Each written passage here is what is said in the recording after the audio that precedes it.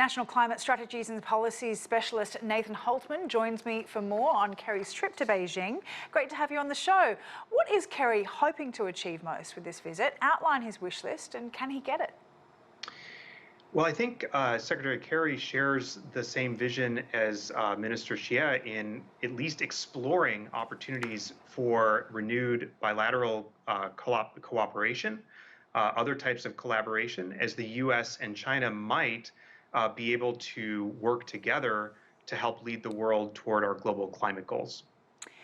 Now, one of the topics of discussion between the two sides include the issue of climate financing. How is financing of climate action decided and how is it different in each country, especially if China is classified as a developing nation when it comes to its responsibilities?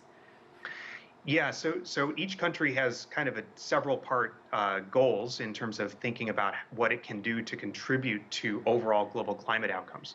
So first and foremost, each country, of course, has to look internally, domestically, to what it can do to better support a rapid and clean energy transition and reducing emissions of all greenhouse gases in their respective economies.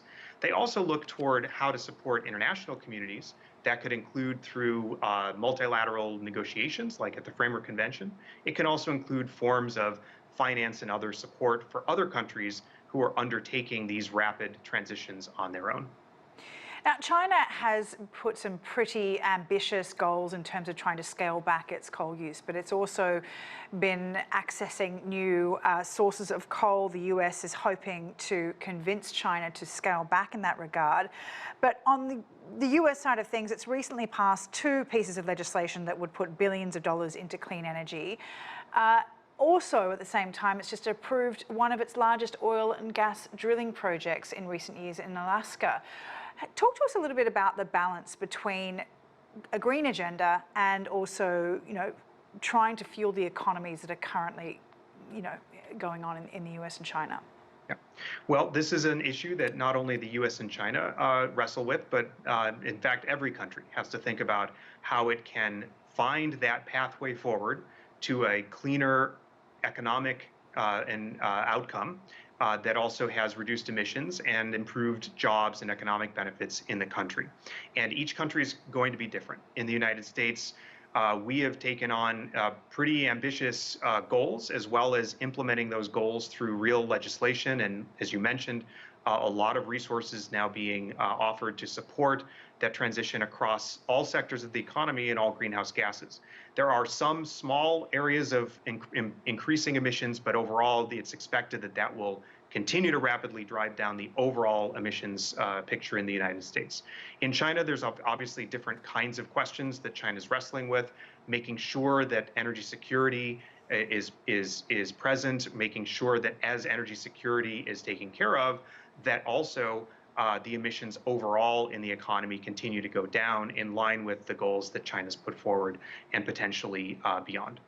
What would it mean globally if the two countries can agree on climate cooperation, especially given we're in the midst of heat waves across the world? And do you think that, if there is cooperation, it could redefine the relationship between the two allies? Well, it's certainly an important moment for the global climate cooperation internationally, and the United States and China do, in fact, have an important, and I would argue, critical role to play.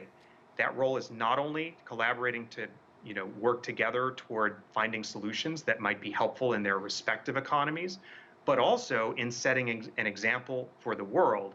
As you mentioned, this year is a remarkable and very hot year, and the US and China's leadership can help set an example for how the world this year later can agree to take actions in the international conference at the COP that would drive down global emissions even more rapidly. Nathan Hultman, thank you so much for your time.